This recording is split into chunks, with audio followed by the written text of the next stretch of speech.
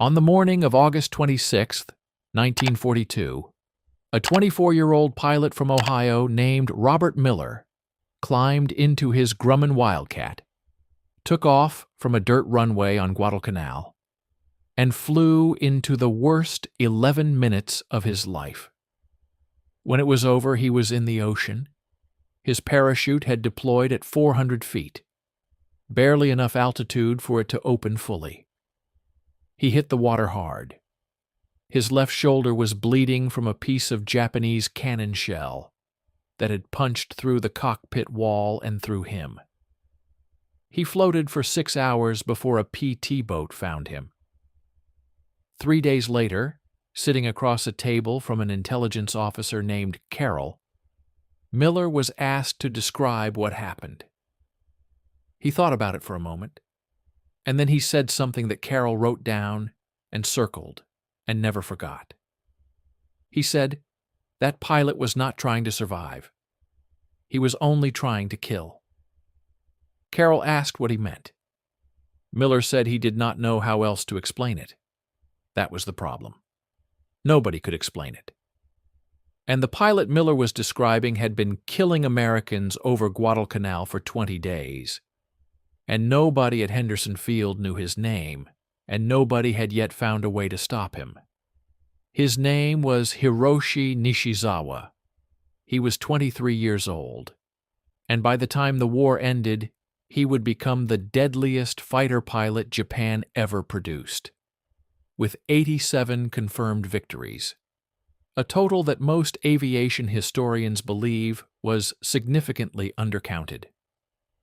Pilots who flew against him and survived described him in ways that sounded less like combat reports and more like accounts of a natural disaster. Something that arrived without warning, caused complete destruction, and could not be reasoned with. This is the story of how he became that. Guadalcanal in August 1942 was not a place where human beings were supposed to be. The jungle came to the edge of the runway and stopped, as if it was waiting. The heat was not the dry heat that soldiers complained about in North Africa. It was wet heat, the kind that made your flight suit stick to your skin before you even climbed into the cockpit. Malaria was killing men faster than the Japanese were in the first weeks of the campaign. The food was bad, the sleep was worse, and every morning, at some point between dawn and noon, Japanese aircraft appeared in the sky to the northwest, and the pilots at Henderson Field had to go up and meet them. The Grumman Wildcat was the best fighter the Americans had in the Pacific in 1942. This is a fact that should be understood in context. The Wildcat was not good.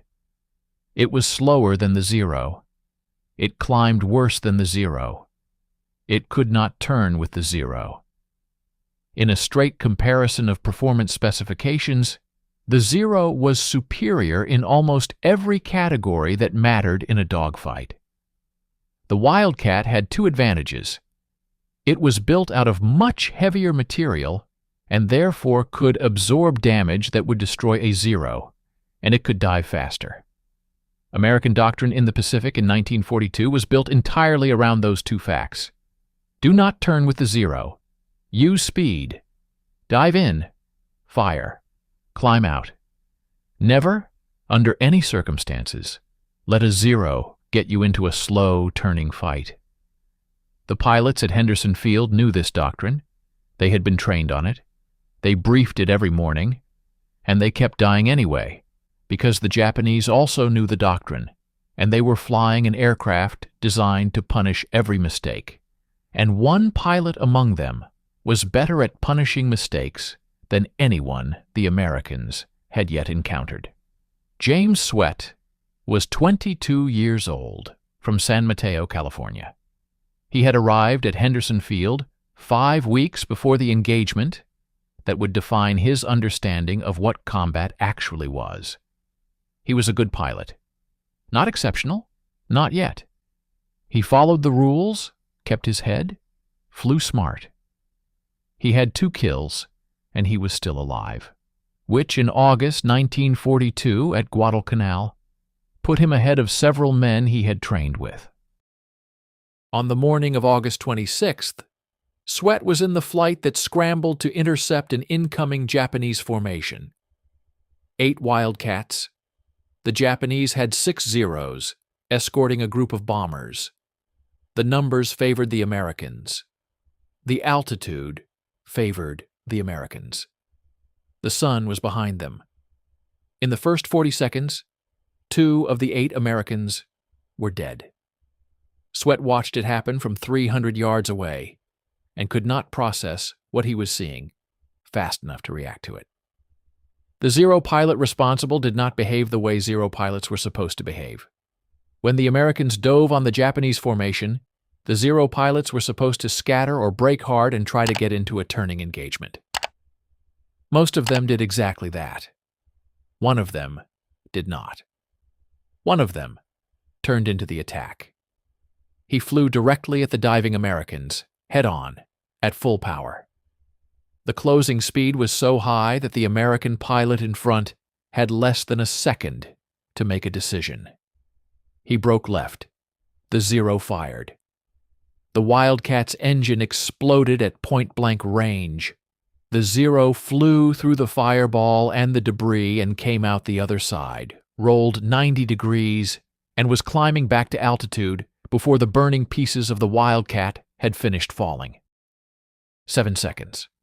Sweat timed it. From the explosion to the Zero back at altitude, 7 seconds.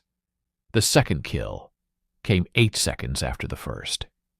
Another Zero pilot had peeled away from the bombers to take a shot at an American who had turned to avoid the initial chaos of the bounce. Nishizawa, already back at altitude, dove on the American from above while he was distracted. One burst. The Wildcat went into an uncontrolled roll and did not come out of it. The rest of the engagement lasted 9 more minutes. The Americans lost 2 more aircraft. Robert Miller was one of the pilots shot down. He survived. 3 of his flight mates did not. When Carroll finished debriefing Miller, he went back to the folder he had started keeping 3 weeks earlier. The folder with the question mark on it. He spread the reports across the table and read through them in order, from the first marked engagement in early August to the most recent one, which was now. 14 kills in 20 days. The same pilot, identifiable by his tail markings and by the consistent pattern of attack behavior that no other Japanese pilot in the theater was replicating. Not a single engagement in which he had been put on the defensive for more than a few seconds. Not a single engagement in which he had taken significant damage. Carroll thought about something Miller had said during the debrief, almost as an aside, like he was thinking out loud rather than reporting. Miller had said that at one point during the engagement, he had a clear shot at the Zero. He had the angle. He had the distance. He was in the correct position, and the Zero was in his gun sight. He had pressed the trigger and missed because, he said, he hesitated. For less than 1 second, he had hesitated. And in that fraction of a second, the Zero was gone and was somewhere else entirely, somewhere that required Miller to turn to find it. And turning meant slowing down. And slowing down in a Wildcat against a Zero was how you died. Carroll asked him why he hesitated. Miller looked at the table for a moment. Then he said, because it felt like a trap. Carroll wrote that down. He thought about it for a long time after Miller left. What Miller had described was not a tactical phenomenon. It was a psychological one. Nishizawa was not simply a better pilot. He was doing something to the pilots he fought before the shooting even started. He was making them doubt, making them wait, making them flinch in the one fraction of a second, when flinching was fatal. His aggression was not just effective in itself. It was creating a kind of paralysis in the people he was hunting. And a pilot who hesitates in a zero engagement is already dead. Carroll put a new sheet of paper into the folder. He wrote 2 words at the top of it: psychological effect. He underlined both words separately. Then he wrote, "Our pilots need to know about this before they go up." Then he wrote, "Knowing will not be enough." He stared at that last line for a while. Then he left it there, because it was true and pretending otherwise would not help anyone. At Bougainville, on the evening of August 26th, Nishizawa sat under a palm tree near the edge of the airstrip and ate rice from a tin. The sun was going down over the water, and the sky was the specific dark orange color that only exists in the tropics. Around him, other pilots talked about the day's engagement.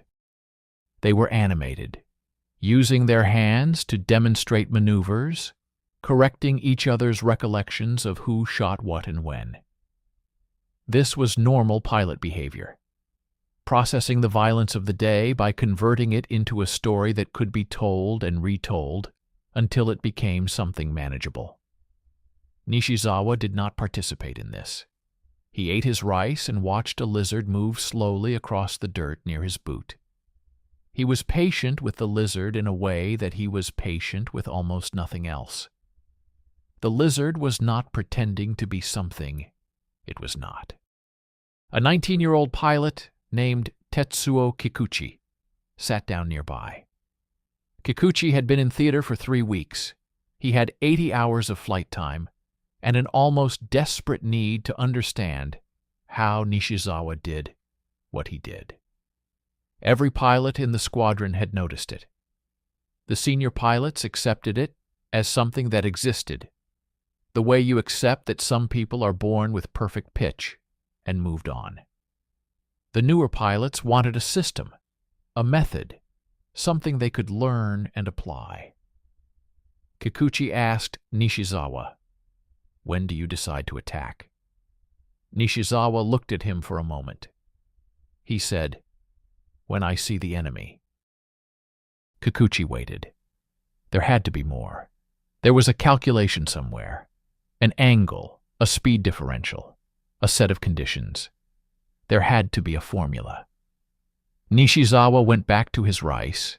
There was no formula. That was the entire answer. Every other pilot in the theater was running a continuous background calculation, weighing the odds of a successful attack against the risk of a failed one, adjusting for altitude and speed, and the position of the sun, and how much fuel remained, and how many enemies were in the vicinity. The calculation was not conscious. It was trained in, baked into the reflexes, so that it ran automatically without requiring deliberate thought. It existed to protect the pilot from making decisions that would get him killed. Nishizawa had looked at that calculation sometime early in his career, understood what it was for, and discarded it. What remained, once you removed the instinct toward self-preservation from a fighter pilot's decision-making process, was something that did not have a name in the training manuals.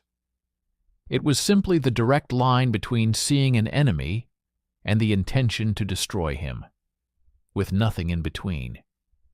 No hesitation, no odds, no exit strategy. When Nishizawa dove through a fireball that he had created at point-blank range and came out the other side and climbed back to altitude in 7 seconds, he was not performing a calculated maneuver. He was simply not stopping. Kikuchi would be dead in 11 days. A Wildcat pilot named Gerald Fuller got a deflection shot through a gap in the cloud cover on September 6th and hit Kikuchi's engine at the exact moment the 19-year-old was beginning a climbing turn. Kikuchi had time to transmit one broken radio call before his aircraft entered an inverted spiral from which he did not recover. He was 20 years old. He never found the formula because there was no formula to find. That night, at Henderson Field, a pilot named James Sweat lay on his cot in the tent that served as officers' quarters and stared at the canvas above him. He could hear the jungle making its nighttime sounds outside. He was not sleeping. He had not slept properly in 4 days.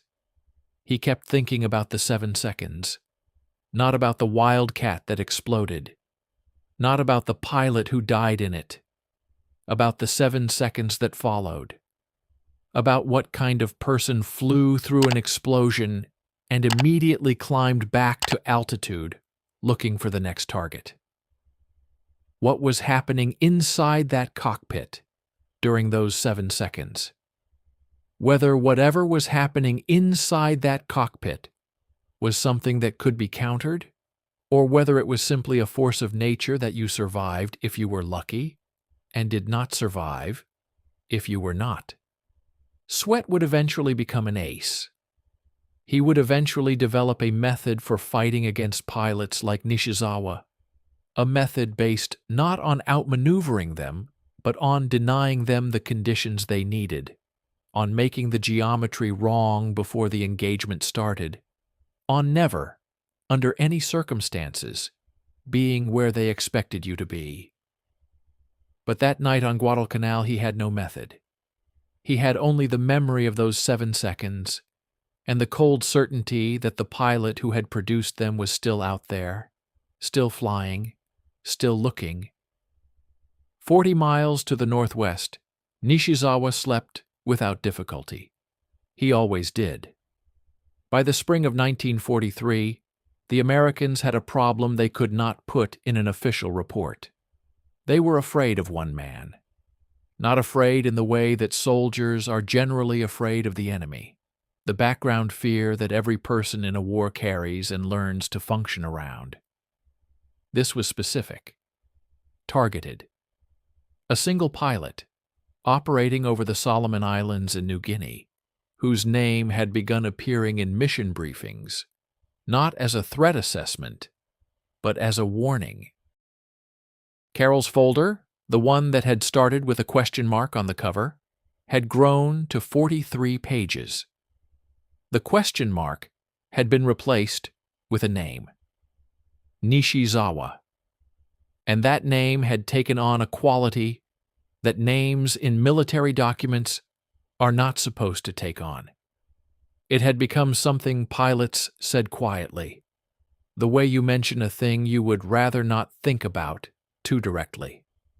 On the morning of April 7th, 1943, a flight of 12 American fighters intercepted a Japanese formation of 67 aircraft over the waters north of Guadalcanal. It was one of the largest aerial engagements of the Pacific Campaign to that point. The Americans had altitude. They had the sun behind them. By every measure that mattered in fighter doctrine, they had the advantage. In the first 90 seconds, 3 Americans were dead. The pilot responsible for all 3 kills was identified afterward by tail markings, and by the accounts of the 6 surviving American pilots who had been close enough to observe what happened.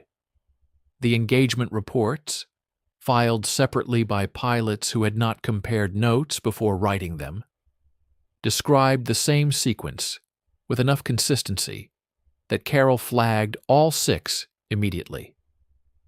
The Japanese pilot had not attacked from the standard high rear quarter. He had come from below and slightly forward, an approach angle that required him to be inverted during the firing pass, pulling positive G loads through a negative G entry. It was, technically, not supposed to be possible to shoot accurately from that position. The geometry was wrong. The sight picture from inverted at that angle against a crossing target required the pilot to calculate deflection in 3 dimensions simultaneously, while sustaining physical stress that degraded fine motor control. Nishizawa had done it 3 times in 90 seconds. Carroll read the reports twice. Then he called the most experienced pilot in his air group, a lieutenant commander named Frank Dempsey, who had been flying fighters since 1938, into his office and showed him the engagement diagrams without explaining where they came from. Dempsey studied them for a while. Then he said, "This approach angle is not in any doctrine I have ever read, Japanese or American." Carroll said, "I know." Dempsey said, "Whoever is doing this invented it himself." Carroll said, "I know that too." Dempsey put the papers down and looked at Carroll. He asked, "How many times has this pilot done something we have not seen before?" Carroll opened the folder and counted. He said, 7. Dempsey was quiet for a moment. Then he said something that Carroll would remember for the rest of his life. He said, "You cannot train against someone who keeps inventing new ways to kill you." In Washington, a different kind of thinking was underway. The Office of Naval Intelligence had been building files on Japan's top fighter pilots for 18 months. The logic behind the program was cold and correct. Japan's aerial dominance in the first year of the Pacific War was not the result of superior aircraft alone.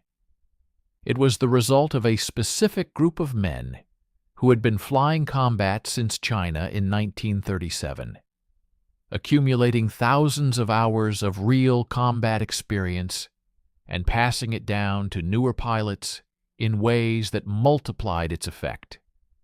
Remove those men, and you damaged something Japan could not replace. On April 18, 1943, 11 days after the engagement that produced Carroll's latest 3 red asterisks, American codebreakers intercepted a Japanese communication. Admiral Isoroku Yamamoto, commander of Japan's combined fleet and the architect of Pearl Harbor, was scheduled to fly from Rabaul to Balalai Island on a routine inspection. The routing was specific. The timing was exact. 16 P-38 Lightnings flew 550 miles at treetop altitude to avoid Japanese radar. They found Yamamoto's transport exactly where the decoded message said it would be. The transport went down in the jungle over Bougainville. Yamamoto died in his seat, still strapped in, a white glove on one hand. The operation took 11 minutes. The message it sent was not about Yamamoto. It was about the list. The Americans had one, and they were working through it methodically. And the next name below Yamamoto's, in terms of what his loss would cost Japan, was a 24-year-old fighter pilot with 61 confirmed kills who had never once been forced out of the sky. Nishizawa's file at Naval Intelligence was flagged in red. The analyst who maintained it had added a note that his supervisor had read, circled, and passed up the chain without comment. The note said, 2 years of continuous frontline combat. 0 shootdowns. 0 forced landings. 0 bailouts. Statistical models for pilot survival at this exposure level predict a 91% casualty probability. This pilot is operating outside the model entirely. Either our data is incomplete, or we are dealing with something that standard assessment frameworks do not account for.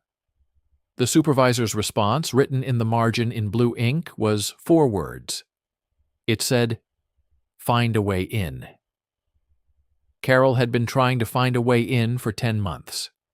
What he had instead was a collection of debriefs, and one pattern that had emerged so consistently across so many different pilots that he had stopped treating it as coincidence. Every pilot who survived an engagement with Nishizawa described the same moment. Not the same tactics, not the same attack angle. Those varied. The same internal experience. A point, usually early in the engagement, where something shifted, where they stopped making decisions and started reacting, where the gap between what was happening and what they were doing about it disappeared, and they were left with something older and more primitive that had nothing to do with training. Carroll had shown these accounts to a Navy psychologist named Harmon, who was attached to the Air Group for combat fatigue research. Harmon read them carefully and without expression. Then he put them down and said something that Carroll found simultaneously obvious and deeply unsettling. He said, "Your pilots are experiencing a prey response." Carroll asked what that meant practically. Harmon said that most combat pilots operated on a model of the engagement as a mutual contest. Two trained professionals, two capable machines, competing within a framework where skill and decision-making influenced the outcome. That model was psychologically stabilizing. It kept the pilot functional because it implied that what he did mattered. Nishizawa destroyed that model on contact. He destroyed it because he did not behave as if the outcome was uncertain. Most pilots, even aggressive ones, carried a detectable hesitation before committing to a high-risk attack. It was not cowardice. It was the brain running a survival calculation that it had been running since long before aviation existed. Nishizawa produced no such hesitation. And the pilots across from him, registering that absence below the level of conscious thought, experienced a cascade that Harmon said was essentially identical to what a rabbit experiences when a hawk locks onto it. Harmon said, "He makes them feel like they are going to die before they have any rational evidence that they are. And a pilot who is feeling that cannot fly." Carroll asked what the solution was. Harmon said, "Pilots who can recognize the feeling and reset within 2 seconds. That is the window. 2 seconds between the moment the prey response activates and the moment it takes over completely. If a pilot can identify what is happening and override it in that window, he has a chance. Not a good chance, but a chance." Carroll asked how many pilots he thought could actually do that. Harmon picked up the debriefs again and looked at the stack of them. Point. By the summer of 1943, Nishizawa's point. By the summer of 1943, Nishizawa's commanding officers had stopped pretending the situation was sustainable. Japan was losing pilots faster than it could train replacements. The men coming out of the training pipeline had 200 hours of flight time, where their predecessors had 1,000. They were going into combat and dying in the first week. Experienced pilots were the only thing holding the line, and Nishizawa was the most experienced of all of them. A senior officer at Rabaul, Commander Takashi Muroi, had written in an internal memo that Nishizawa represented an irreplaceable operational asset and should be withdrawn from frontline duty immediately. The memo was passed upward. It came back with a single handwritten response from a flag officer, whose name was not recorded. The response said, "Tell him that." Nobody did, because everyone who had tried to have that conversation with Nishizawa had encountered the same thing. Not anger, not argument, just silence. And then the next morning, he was on the flight line again, already doing his pre-flight checks. And somehow the conversation had not happened. His commanders let it go. His kill count kept climbing. and the war kept narrowing around him like a corridor with no exit at the far end, though none of them could see that yet. Carroll closed the folder on the evening of June 14th, 1943. He had added 11 new pages since April. He sat alone in the briefing room for a while with the folder in front of him, the overhead light buzzing faintly, the sound of aircraft engines somewhere outside on the flight line. He thought about what Dempsey had said. You cannot train against someone who keeps inventing new ways to kill you. He thought about what Harmon had said. Not many. Then he turned off the light and went to bed, because there was nothing else to do that night, and tomorrow there would be more reports and more red asterisks, and the number at the top of the folder would be higher. It was always higher. In September 1943, the Imperial Japanese Navy did something it had been trying to do for 8 months. It grounded Hiroshi Nishizawa. Not officially. There was no order with his name on it that said he could not fly. The Japanese military did not work that way, especially not with someone whose kill count had become a number that admirals referenced in briefings. What happened instead was quieter and more effective. His unit was rotated back to Japan for rest and refit. His aircraft was transferred to another pilot. His name appeared on the duty roster for ground assignments, training duties, evaluation flights with new pilots, administrative work that required his presence at the airfield rather than above it. Nishizawa was 24 years old, and he had 68 confirmed kills, and for the first time in 3 years, he had nowhere to put what he was. The base was at Omura, in Kyushu, a training facility, where new pilots arrived from the academy with clean uniforms and eager faces and approximately 200 hours of flight time, which in 1943 was considered sufficient to send a man into combat. In 1940, the minimum had been 800 hours. The war had made that number impossible. Japan was burning through pilots faster than the training system could produce them, and the quality of what the system was producing had declined in proportion to the speed at which it was operating. Nishizawa watched the new pilots fly from the ground and said very little. A training officer named Lieutenant Kenji Watanabe was assigned to work alongside him during this period. Watanabe kept a diary which survived the war and was translated in the 1970s.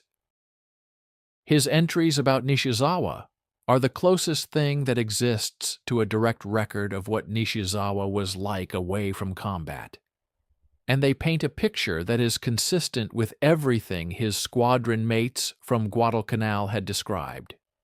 Watanabe wrote, in his entry for September 19, 1943, Nishizawa watched Cadet Fujimoto's landing approach for approximately 4 minutes without speaking. The approach was poor. The cadet was high on final, corrected too aggressively, ballooned over the threshold, and touched down hard enough to stress the landing gear. Standard errors for a pilot at this stage. I began to offer the standard critique. Nishizawa spoke first. He said to Fujimoto, "You were thinking about landing. You should have been flying." Then he walked away. Fujimoto looked at me. I did not know what to say to him. I am not certain I understood what Nishizawa meant myself. Watanabe wrote this observation down because it struck him as unusual. By October, he had stopped writing it down because it was no longer unusual. It was simply how Nishizawa communicated. In fragments. In observations that sounded like riddles, until you thought about them long enough. And then they sounded like the most obvious thing anyone had ever said. What Nishizawa meant? And what Watanabe eventually came to understand was the same thing he had told Kikuchi on Bougainville a year earlier, the same answer he gave to every question about his method. He was not describing a technique. He was describing a state. The pilots he was watching were not failing because of specific errors in their control inputs or their approach geometry. They were failing because they were thinking about the outcome instead of the process. They were flying toward landing rather than simply flying. The destination was interfering with the act. It was the same thing that killed pilots in combat. The moment you started thinking about surviving, you stopped flying. And the moment you stopped flying, something like Nishizawa killed you. He understood this completely. He could not teach it. You cannot teach someone to stop being afraid of dying. You can only show them what it looks like when someone isn't, and hope that proximity to it changes something. It mostly did not change anything. Watanabe's diary entry for November 3, 1943 is the one that historians cite most often when writing about this period of Nishizawa's life. It is longer than his usual entries, and the handwriting is less neat, as if he wrote it quickly and without stopping to consider the words. He wrote, "I found Nishizawa this evening sitting outside the maintenance hangar, after the day's flying was finished. He was watching the mechanics work on one of the training aircraft. I sat down nearby, and after a while I asked him directly what I had been wanting to ask for 2 months. I asked him if he was satisfied with the work here. He did not answer immediately. He watched the mechanics for a while. Then he said, 'Those boys we are sending up, how many hours do they have?' I told him the current standard, 200 hours before combat assignment. He was quiet again. Then he said, 'I had 900 hours before my first combat mission. I knew my aircraft. I knew what it would do and what it would not do and where the edge was. Those boys do not know where the edge is. They will find it when someone like me shows it to them, and then they will be dead.' I asked him if there was anything that could be done about it. He said, 'Give them more time.' I said, 'We did not have more time.' He said, 'Then they will die quickly. That is all.' He stood up and went inside. I sat there for a while after he left. I have been in this service for 11 years, and I have known many pilots, good ones and poor ones, and everything between. I have never known anyone who could say a thing like that and mean it as a simple statement of fact, rather than a judgment or a lament." To Nishizawa, it was not tragic. It was arithmetic, and I think that frightened me more than anything else I have observed about him.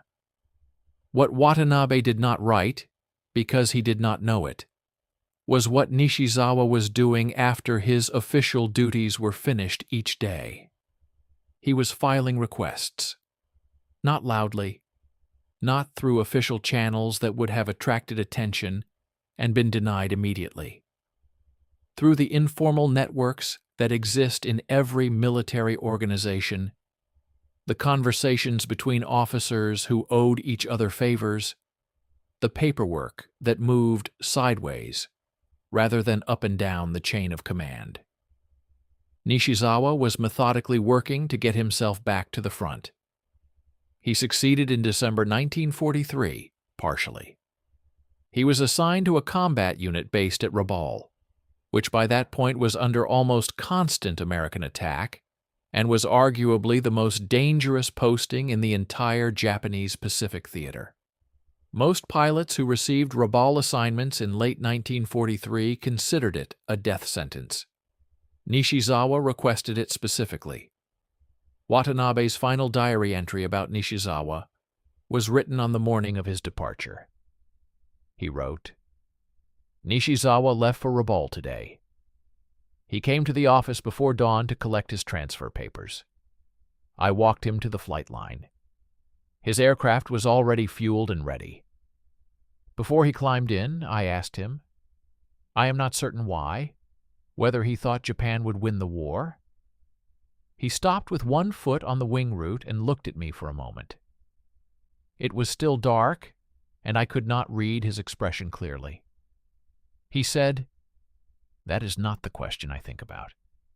I asked him what question he thought about. He said, "Whether I will be able to fly tomorrow." Then he climbed in, closed the canopy, and started the engine. I watched him taxi to the runway. I watched him take off. I watched the aircraft climb until it was just a sound in the dark sky, and then it was not even that. I did not see him again.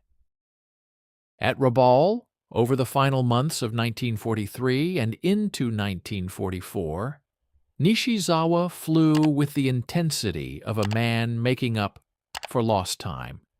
He added 9 more kills in the first 6 weeks. American pilots in the theater began reporting encounters with a Zero pilot who flew in a way that other Zero pilots did not. And Carroll, still maintaining his folder at his new posting, recognized the pattern immediately and added more pages. But something had changed, and Carroll could see it in the reports if he looked carefully enough. Nishizawa was still lethal. He was still the most dangerous pilot Japan had in the air. But the operational environment around him had shifted in ways that his individual skill could not compensate for. The Americans had more aircraft now, better aircraft. The F-6F Hellcat, which began appearing in the Pacific in significant numbers in late 1943, was faster than the Zero at every altitude, climbed better, dove better, and could absorb punishment that would destroy a Zero instantly. The pilots flying it were better trained and more numerous than they had been at Guadalcanal. The arithmetic that Nishizawa had described to Watanabe was running in both directions now. Japan's best pilots were dying, one by one, in ones and twos, in engagements where their individual brilliance was not enough to overcome the weight of numbers and material bearing down on them. And the pilots replacing them were the 200-hour men, the ones who did not know where the edge was.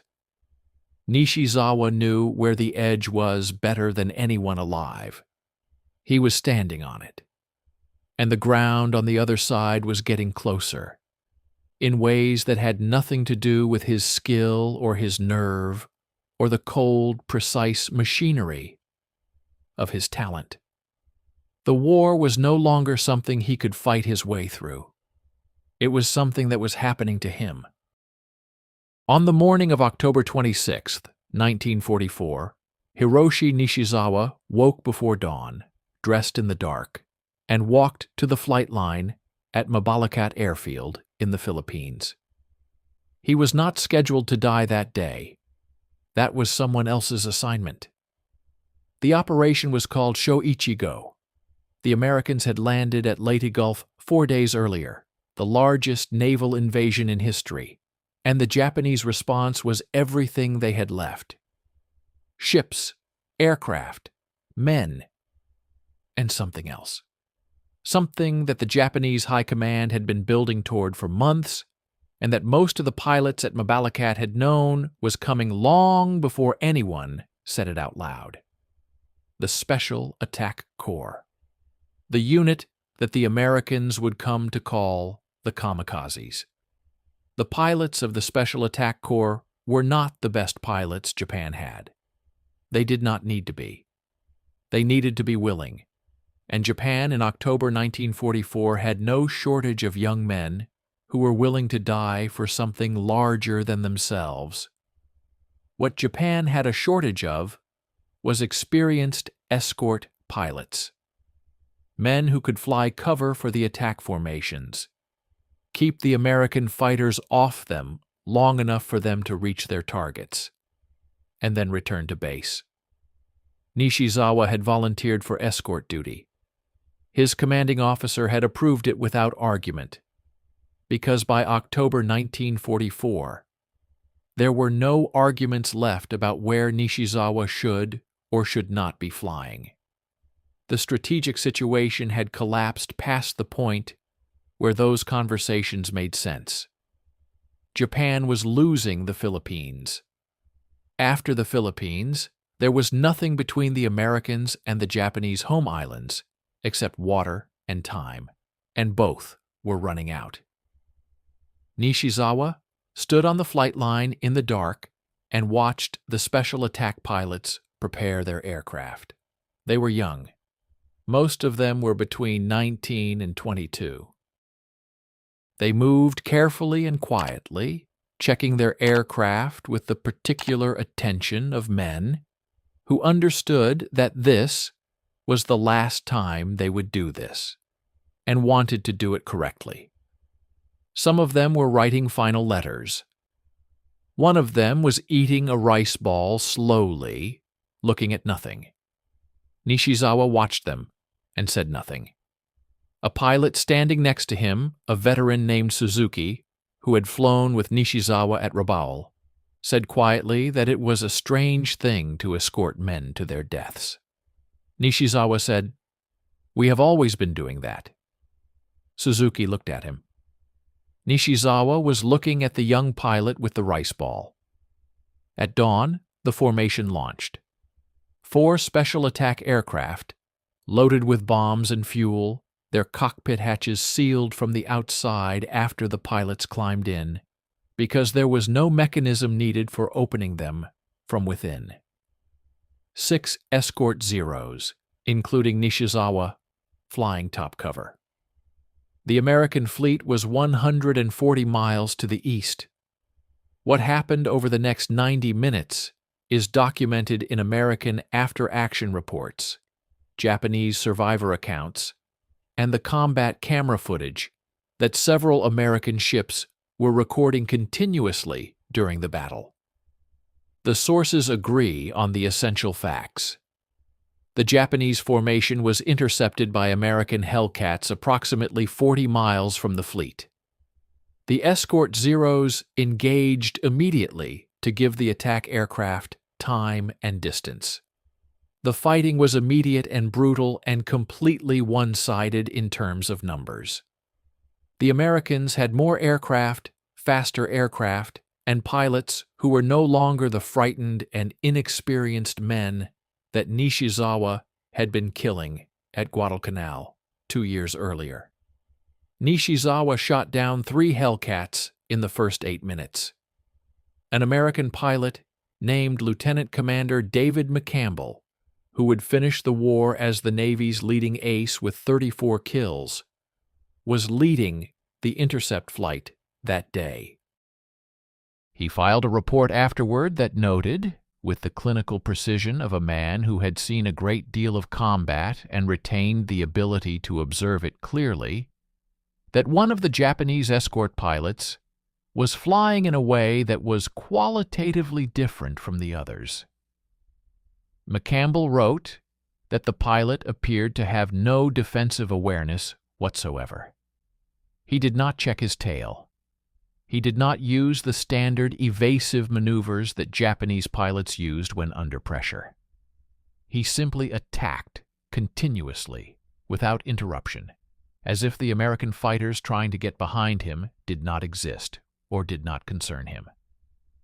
McCampbell wrote, "I have not seen anything like it since the early days of Guadalcanal."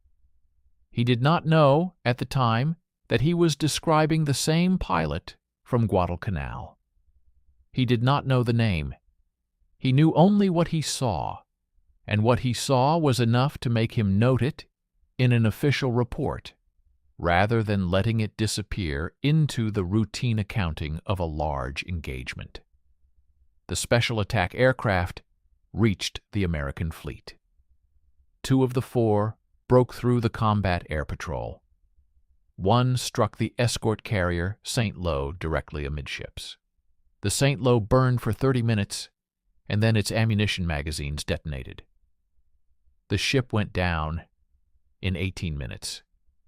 It was the first American warship ever sunk by a kamikaze attack, and it would not be the last, but it was the first. And the men who watched it go down understood that something had changed about the nature of the war they were fighting. The escort mission was complete. Nishizawa landed back at Mabalacat at 10:47 in the morning. His aircraft had taken hits. His right wing showed damage from at least 2 20-millimeter rounds. His engine cowling had been grazed by something that had left a long, bright scar in the metal. He climbed out of the cockpit and walked around the aircraft, looking at the damage with the same mild interest he had always shown when his aircraft came back with holes in it. A ground crewman asked him if he was all right. He said yes.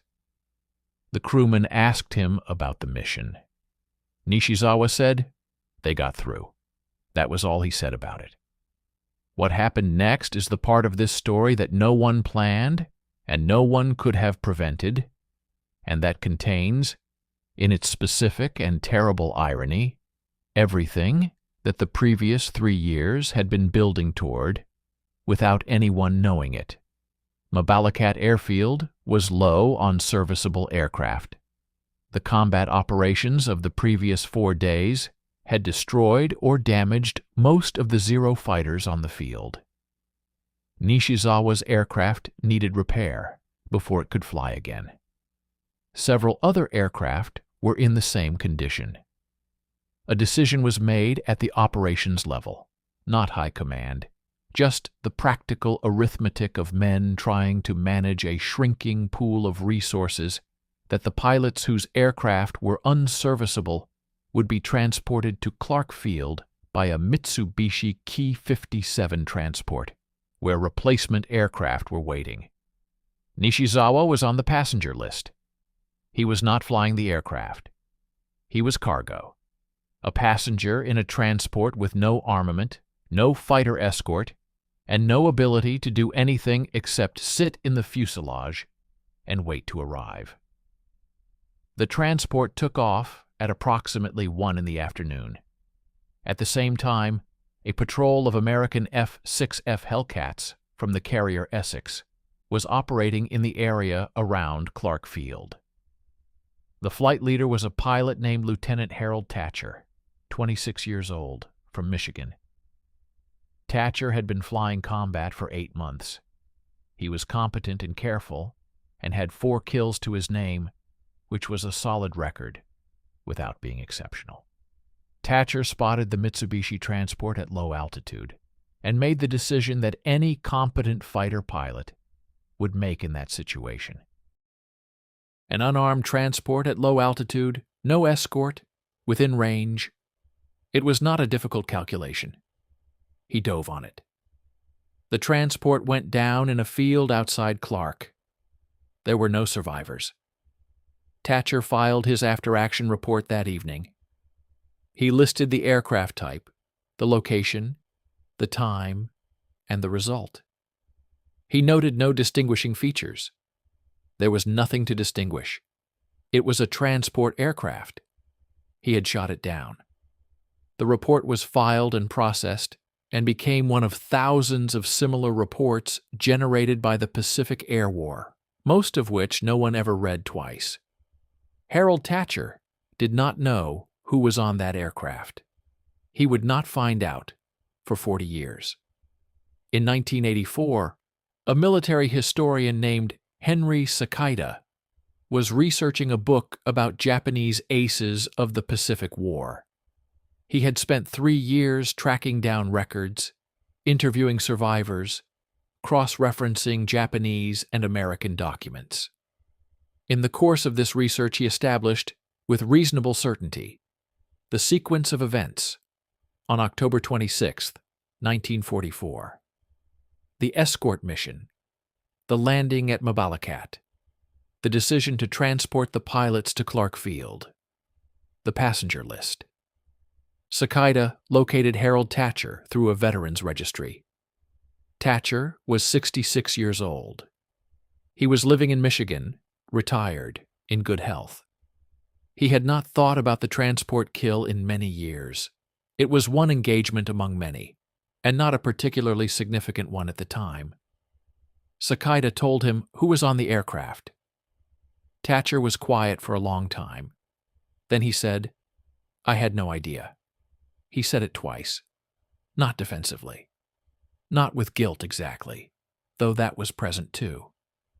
With the specific bewilderment of a man who has just learned that something he did without thinking about it, a routine decision on a routine patrol, had an outcome so far beyond the scale of what he understood himself to be doing that he could not immediately fit it into his understanding of his own life. He had shot down the deadliest fighter pilot Japan ever produced.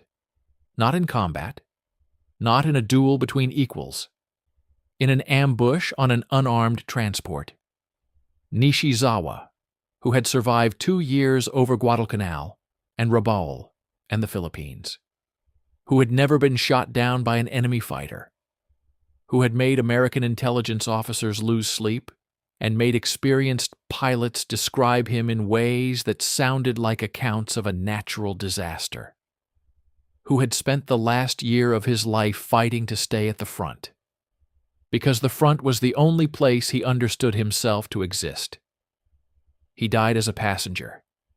He died without a cockpit around him, without a throttle under his hand, without an enemy in his gun sight. He died the way the young pilots at Omura had died, the 200-hour men, the ones who did not know where the edge was. He died as a number in someone else's after-action report. Carol's folder was in a filing cabinet in Hawaii when the news eventually filtered through intelligence channels. Someone added a final line to the last page of the file. The line gave the date and the circumstances and the location. Carol read it sometime in November 1944. He sat with it for a while.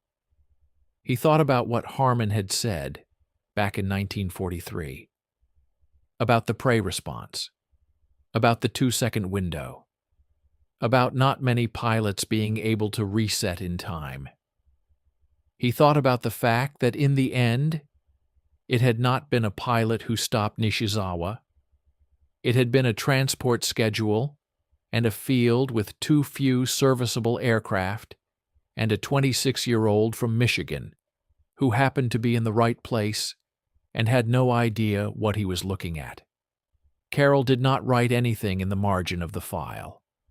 He closed it and put it back. Harold Thatcher and the historian Sakida spoke several times after that first conversation.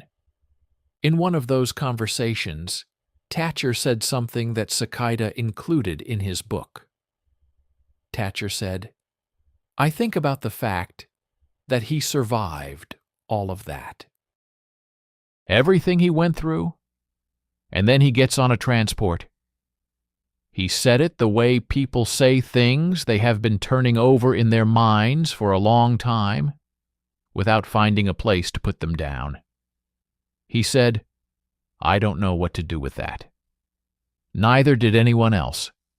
That is the thing about the war that the official records do not capture, and the victory tallies do not account for. The best pilot Japan ever produced was not beaten by a better pilot. He was not outmaneuvered or outthought or overcome. He was removed from the one context in which he had any power over his own fate, and then he was gone." Hiroshi Nishizawa. 87 confirmed kills, never shot down in combat. Dead at 25, as a passenger, on a clear afternoon in October, over a field in the Philippines. The lizard under the palm tree at Bougainville had long since disappeared. But the war remembered him. It always does.